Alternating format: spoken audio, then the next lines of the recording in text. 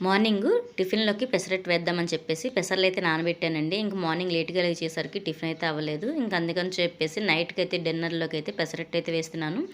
చట్నీ అయితే ముందుగా ప్రిపేర్ చేసేసాను. ఈ పెసరట్టుకి కాంబినేషన్‌గా పల్లీ చట్నీ అయితే చేసి పక్కన పెట్టాను.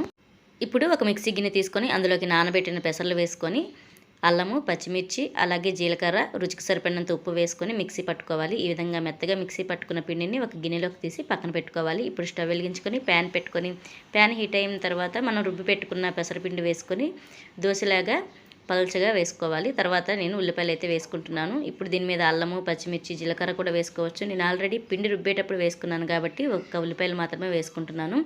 ఈ విధంగా ఆయిల్ వేసుకొని బాగా కాల్చుకోవాలి. పెసరట్టు అనేది స్లిమ్లోనే బాగా కాల్చుకుంటే టేస్ట్ అనేది బాగుంటుంది.